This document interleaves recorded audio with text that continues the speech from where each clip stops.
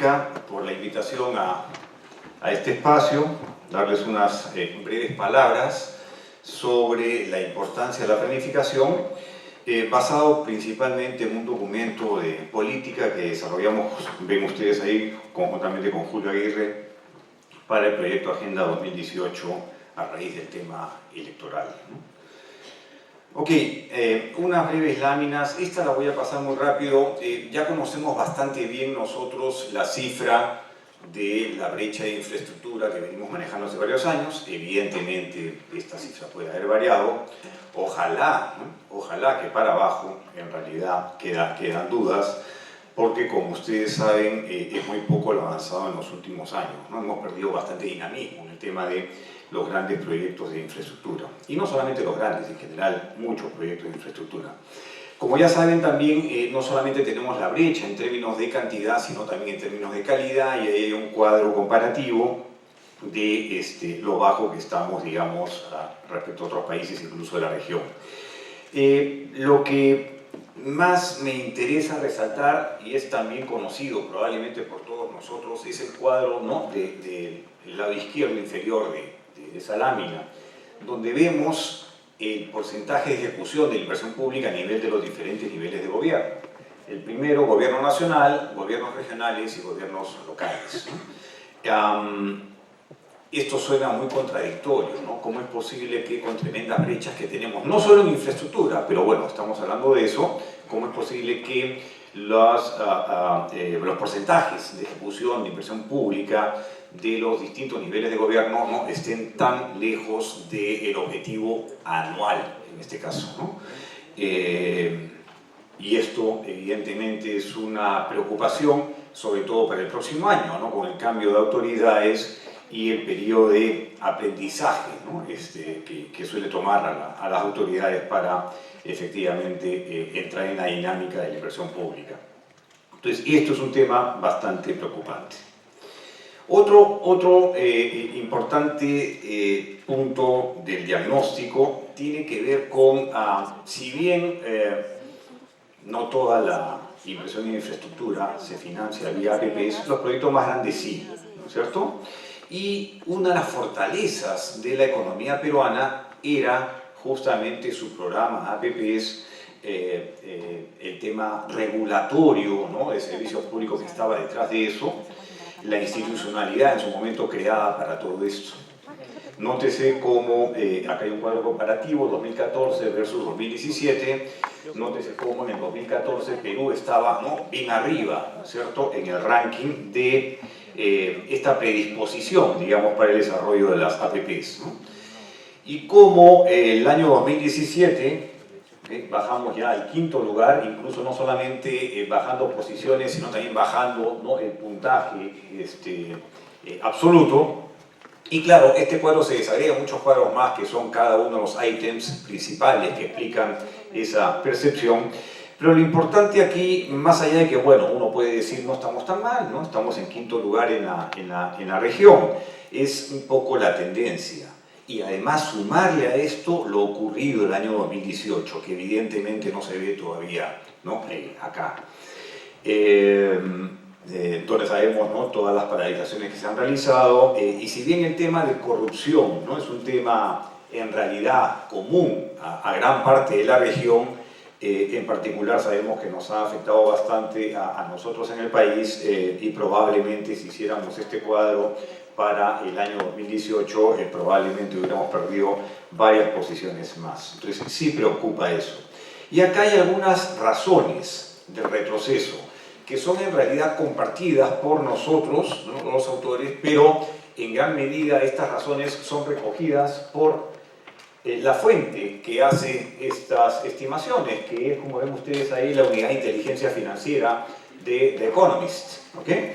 Y entre las razones, rápidamente leo lo que tiene ahí: insuficiente coordinación y difusa difusión de jurisdicciones y competencias entre entidades relevantes, luego voy a entrar un poquito más en detalle sobre esto, constante renegociación de procesos, en particular en los primeros años de las APPs, retrasos sustanciales en la fase de ejecución de los proyectos, carencia de contratos estándar y ausencia de una estrategia de planificación y priorización de proyectos.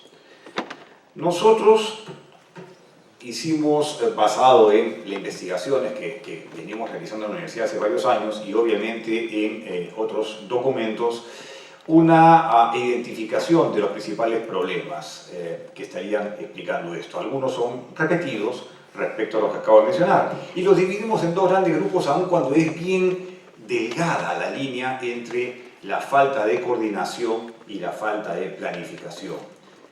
Va prácticamente uno de la mano del otro. Y principalmente, ¿no?, hemos desagrupado, digamos, estos grandes componentes en 5 elementos. Ahí lo ven ustedes: conflictos de competencias, interferencias con otras obras, denegatorias y retrasos. Entre los ejemplos principales, la barrera burocrática, permisos y cobros excesivos que realizan muchas veces las municipalidades, demora en entrega de terrenos y la no planificación adecuada, entre otras cosas por la falta de un plan nacional de infraestructura. ¿Okay? Estamos avanzando en eso, afortunadamente, con el desarrollo de los planes multianuales, ¿no es cierto?, con el nuevo programa InviérteP, pero todavía estamos muy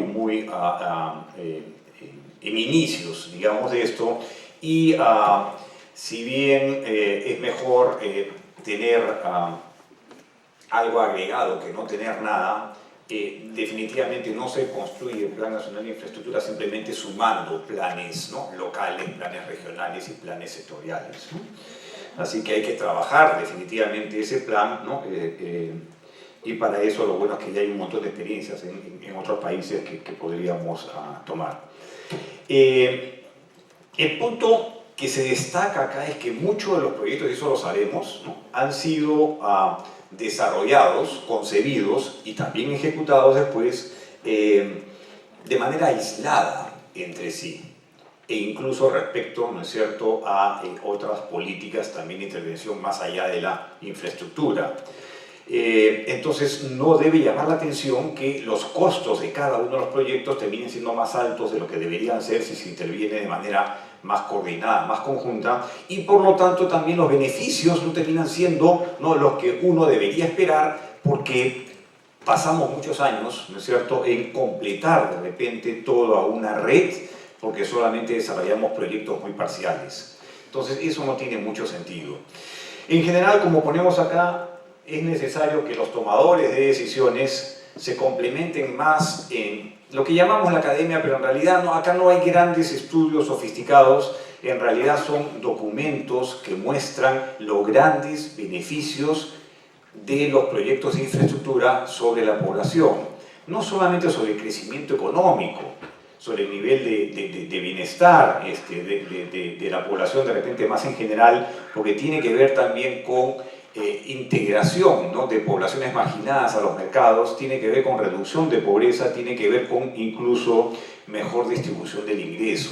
Y hay un montón de literatura al respecto, teórica, pero también aplicada en muchos países, y aquí en particular solamente citamos, de repente de manera muy endogámica, pero citamos un poco los trabajos que hemos realizado los autores de esta nota, ¿okay?, donde los 3 primeros básicamente se refieren justamente a diferentes tipos de infraestructuras y sus impactos sobre varios indicadores importantes, micro y macroeconómicos. El cuarto documento, que hace alusión a la importancia de las complementariedades, es decir, no hagamos intervenciones aisladas, trabajemos varios, por ejemplo, servicios públicos conjuntamente.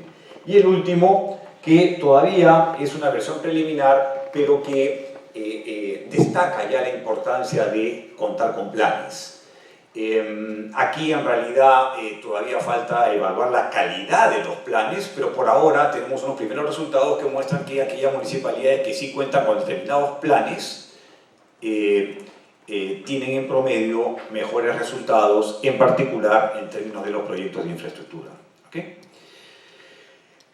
Algunas malas experiencias en Lima Metropolitana, que puede ser lo que motive luego la discusión, ¿no? Si bien este documento no entra en mucho detalle sobre estos proyectos, me pidieron los organizadores que tratáramos de enfocar un poco nuestro estudio hacia la realidad de Lima. Y aquí simplemente he listado algunos proyectos, probablemente todos conocidos por ustedes, en diferentes momentos de tiempo. Algunos ya afortunadamente han pasado todas las trabas y están ejecutándose, están operando.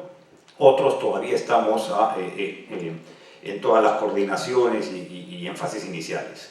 Por ejemplo, la denegatoria, las demoras en los permisos municipales para la instalación de antenas para telecomunicaciones. Esta es una realidad de hace años y se sigue manteniendo. ¿Ok? O sea, ahí cada municipalidad, ¿no es cierto?, ha tenido demasiada discrecionalidad para aprobar, o la gran mayoría de veces no aprobar, ¿no es cierto?, estos permisos. Entonces, claro, ¿cuál es el problema final? Que todos, ¿no?, los usuarios tenemos servicios de peor calidad, porque nos falta infraestructura, ¿no? Segundo lugar, las trabas para la licencia de construcción para la planta de tratamiento de aguas servidas de La Chira. No sé si ustedes saben cuál era la realidad de Lima Metropolitana hace 2 años, 3 años. Era que ni el 20% de las aguas servidas eran tratadas antes de ser botadas al mar. ¿Okay? O sea, un foco de contaminación impresionante. Y se desarrollaron 2 proyectos grandes, ¿no?, vía APPs. Uno de ellos, el primero Tahuada, en San Miguel, y el segundo La Chira, en Chorrillos. A pesar de la importancia del tema, hubo una serie de trabas municipales, desde la Municipalidad de Lima, pasando por la Municipalidad de Chorrillos, para que finalmente la planta pudiera construirse y pudiera operar. Afortunadamente hoy en día está funcionando y gracias a esos 2 proyectos estamos casi en el 100% de tratamiento de aguas servidas en Lima. ¿Okay? Conflicto de competencias del anillo vial periférico. Este es un proyecto que increíblemente sigue sin poder ejecutarse. Se ha reactivado recientemente porque se pusieron de acuerdo después de mucho tiempo el Ministerio de Transportes y Comunicaciones y la Municipalidad Metropolitana de Lima, pero había un conflicto ahí de competencias porque algunas vías eran de alcance nacional y otras eran de alcance vecinal. Entonces, para darle la continuidad al proyecto había un problema ahí de la autoridad. Y bueno, después de mucho tiempo se firmó un acuerdo entre ambas instituciones y finalmente es un proyecto que está manejando el MTC y está hoy en día en proinversión, pero sumamente retrasado. El plan original era que este proyecto estuviera ya ejecutado incluso para los Juegos Panamericanos y no hemos empezado todavía la ejecución. Algo parecido, ¿no?, es con el siguiente punto, las descoordinaciones en soluciones de transporte masivo de pasajeros, ¿no? El metro, ¿no?, o las líneas de metro versus el metropolitano. ¿Por qué? Porque, bueno, como todos ustedes saben, Metro es un proyecto de alcance nacional, ¿no es cierto?, manejado por en este caso la Autoridad Autónoma del Transporte, la ATE del MTC, mientras que el metropolitano es un proyecto de alcance municipal, de la Municipalidad de Lima. Y bueno, no vamos a hacer historia con esto, porque además el tiempo nos va a ganar, pero sabemos, ¿no?, los problemas que hubo básicamente por discusiones políticas de un candidato versus el otro, y la coordinación en la práctica, ¿no?, fue nula mucho tiempo, ¿no? Hoy en día hemos avanzado un poco en eso, pero vemos en realidad en qué estado están los proyectos, sobre todo las líneas de metro, ¿no? La línea 2 avanzando muy lentamente, con una adenda a punto de firmarse, dicen, ¿no?, entre septiembre y octubre, una adenda más, ¿ok?, para destrabar el proyecto, y la línea 3 y la línea 4, ¿no?, muy demoradas en sus estudios. También se decía que la línea 2, por lo menos un tramo relevante de la línea 2, iba a estar operativo en 2019 para los Juegos Panamericanos. Evidentemente, cero posibilidad de que eso pueda ocurrir. Y mientras tanto, nosotros vemos, ¿no?, todos los días, efectivamente, en Lima, el caos, ¿no?, del transporte. Roberto, debemos ir terminando. Uy, ya, ok. Entonces, bueno, paso rápido, hay un par de láminas más, un par de casos más. Me concentro, entonces, en las recomendaciones. Ok, esta es la última lámina. Básicamente, estas 5 recomendaciones, algunas muy sencillas de implementar, digo, de fácil decisión, no hay gran ciencia detrás de esto, pero que evidentemente requieren, ¿no?, una decisión política muy fuerte. Por ejemplo, la primera, el TUPA único, ¿no?, el texto único de procedimientos administrativos, que sea único para todas las, por ejemplo, municipalidades, lo cual reduzca bastante la discrecionalidad, ¿no es cierto?, para estos temas que mencionábamos de trabas, de demoras, etc. Un segundo punto importante, ¿no?, es de integración y generación de los sistemas de información. Dos temas importantes aquí a su vez. Uno primero, que es, tenemos que tener, ¿no?, un sistema nacional integrado de información catastral. Ahí tenemos un serio problema con todas las expropiaciones. ¿Ok? Paréntesis, miren lo que ha pasado ayer en el Estado de Alianza y tiene que ver con esto también, ¿no es cierto? O sea, hay un serio problema ahí de registros. ¿Ok? Pero el otro punto importante, de repente más importante, no sé si es lo más importante, pero digamos que a veces nos olvidamos, es, como menciono ahí, nuevas tecnologías. Hoy en día existen tecnologías que permiten, de manera muy sencilla, integrar los sistemas, por ejemplo, de recaudación de peajes y el sistema de pasajes urbanos. Eso no lo tenemos, hay proyectos para trabajar eso, pero la verdad es que desde fuera uno evalúa y dice, esto no puede ser que sigamos perdiendo tanto tiempo, ¿no?, y tantos costos de transacción detrás de esto. En tercer lugar, empezar a trabajar paquetes de proyectos. Hay algunos proyectos que son muy grandes y que ameritan de repente manejarlos individualmente a la hora de sacarlos a concurso. Pero eso no quiere decir que estén descoordinados con los demás. Y a su vez hay muchos otros proyectos que son muy chiquitos y que no hacen la escala suficiente para manejarlos de esa manera. Entonces, lo lógico es empezar a pensar de manera conjunta. Y para eso es fundamental el punto 4, el Plan Nacional de Infraestructura. Porque es ese plan el que tiene que establecernos no solamente cuáles son esos proyectos a un horizonte de 5 o 10 años y no estar innovando año a año, sino que tiene que darnos las prioridades. ¿No? Tiene que definir, estos son los criterios de priorización, estos son los proyectos que salen, ¿ok?, y cómo se engarzan con los demás proyectos. Porque, insisto, sumar simplemente proyectos de diferentes gobiernos locales con los de los gobiernos regionales y con los de los sectores no nos va a ayudar, ¿no es cierto?, a este aspecto. Finalmente, estudiar la experiencia de los Juegos Panamericanos de Lima. ¿Okay? No hay mucha información todavía compartida sobre esto, pero lo que, digamos, más o menos se ve o se puede leer en la prensa es que se han aplicado, ¿no?, mecanismos para nosotros novedosos, ¿okay?, pero que ya se utilizan en otras partes, a través, por ejemplo, del convenio gobierno-gobierno con el gobierno británico, donde lo que estamos haciendo es simplemente utilizar también metodologías del sector privado, que es premiar los buenos trabajos, las buenas ejecuciones, premiar, por ejemplo, entregar una obra antes del plazo acordado, premiar una obra en mejores condiciones que la diseñada originalmente. Eso evidentemente involucra recursos, pero a la larga es fácil hacer un análisis costo-beneficio y nos vamos a dar cuenta que hoy en día, por no premiar este tipo de cosas, porque además la Contraloría imagino que lo va a observar, a la larga terminamos con adendas varias y terminamos con sobrecostos muchos, ¿no es cierto? De tal manera de que no premiamos y más bien terminamos pagando de más por a veces proyectos incluso mal ejecutados. Termino solamente mencionando pequeñas letras en azul que no quiero que se pierdan.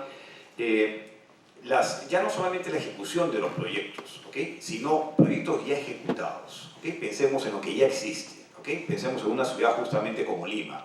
Podemos soñar, ¿no?, de tal manera que pensemos que en el futuro las intervenciones de mantenimiento y reparación puedan ser coordinadas y en la medida de lo posible conjuntas. O sea, yo creo que esto se puede manejar a nivel municipal. Para poder hacer una intervención se requiere un permiso municipal. Entonces, cada empresa de servicios públicos, por ejemplo, debería de mandar su plan de intervención a no sé si es la municipalidad, pero digamos debería enviar su plan anual o bianual, ¿ok?, de tal manera que alguien centralmente diga, muy bien, ¿no?, tales meses me está planteando Sedapan, tales meses me está planteando Luz del Sur, tales meses me está planteando, qué sé yo. Y entonces tratar de coordinar para que las intervenciones de estas empresas en la misma zona puedan ocurrir en la misma época. Entonces rompemos una sola vez, ¿no es cierto? Fastidiamos, ¿no?, a los usuarios una sola vez. La calidad de vida, ¿no?, que va a mejorar de los usuarios va a ser enorme cuando vean de que no todos los días, ¿no es cierto?, están rompiendo calles y arreglándolas y volviéndolas a romper para que llegue el siguiente interventor. Naturalmente, esto no involucra para nada operaciones de emergencia. Operaciones de emergencia tienen que manejarse siempre como eso, como emergencia. Estamos hablando acá de los planeamientos, digamos, para la redundancia, planeados, no hay mantenimiento y reparación. Muchas gracias. A ti las gracias, Roberto.